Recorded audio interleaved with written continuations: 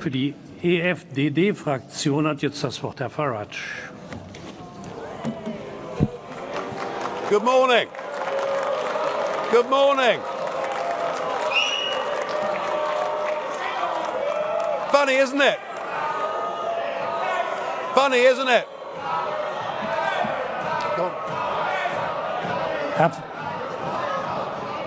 Thank you very much for that very warm welcome. Herr Farage. How things have changed. Eine Sekunde bitte. Sekunde bitte. Kolleginnen und Kollegen, eine große Qualität der Demokratie ist, dass man auch denen zuhört, deren Meinung man nicht teilt.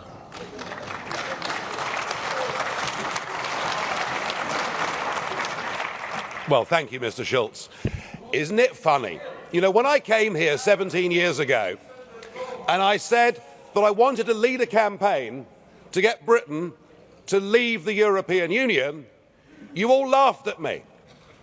Well, I have to say, you're not laughing now, are you? And the reason you're so upset, the reason you're so angry, has been perfectly clear from all the angry exchanges this morning. You, as a political project, are in denial. You're in denial that your currency is failing. You're in denial. Well, just look at the Mediterranean. No. As a policy to impose poverty on Greece and the rest of the Mediterranean, you've done very well. And you're in denial over Mrs. Merkel's call last year for as many people as possible to cross the Mediterranean into the European Union has led to massive divisions between countries and within countries. But the biggest problem you've got, and the main reason the United Kingdom voted the way that it did, is you have, by stealth, by deception, without ever telling the truth to the British or the rest of the peoples of Europe, you have imposed upon them a political union. You've imposed upon them a political union. And when the people in 2005 in the Netherlands and France voted against that political union, when they rejected the Constitution, you simply ignored them and brought the Lisbon Treaty in through the back door. What happened last Thursday was a remarkable result. It was indeed a seismic result, not just for British politics, for European politics, but perhaps even for global politics too, because what the little people did, what the ordinary people did, what the people who have been oppressed over the last few years and seen their living standards go down, they rejected the multinationals, they rejected the merchant banks, they rejected big politics, and they said, actually, we want our country back, we want our fishing waters back, we want our borders back. We want to be an independent, self-governing, normal nation. And that is what we have done, and that is what must happen. And in doing so, we now offer a beacon of hope to Democrats across the rest of the European continent. I'll make one prediction this morning. The United Kingdom will not be the last member state to leave the European Union. So the question is, what do we do next? Now, it is up to the British government to invoke Article 50. And I have to say that I don't think we should spend too long in doing it. I totally agree, Mr. Juncker, that the British people have voted. We need to make sure that it happens.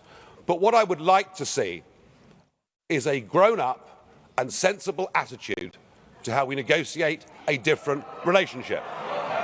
Now I know that virtually none of you have ever done a proper job in your lives or worked in business or worked in trade or indeed ever created a job. But listen, just listen. Herr Farage, Augenblick. Liebe Kolleginnen und Kollegen, bei allem Verständnis für Ihre Aufregung, Sie benehmen sich gerade wie UKIP sich normalerweise hier in diesem Haus benimmt. Also kopieren Kopieren Sie sie nicht. Herr Farage, ich will Ihnen allerdings eins sagen. Ihre Äußerung, dass die Kollegen hier in diesem Hause niemals einen ordentlichen Job gemacht hätten, Sie müssen nicht von sich auf andere schließen. Das geht so nicht. Thank you. No, you're quite right, Mr. Schulz. UKIP used to protest against the establishment, and now the establishment protests against UKIP. So something has happened here. Let us listen to some simple, pragmatic economics.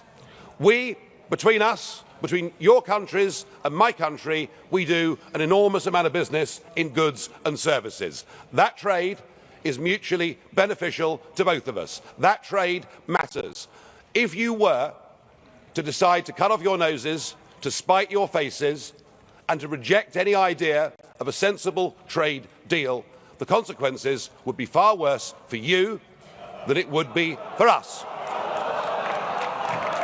And even no deal is better for the United Kingdom than the current rotten deal that we've got.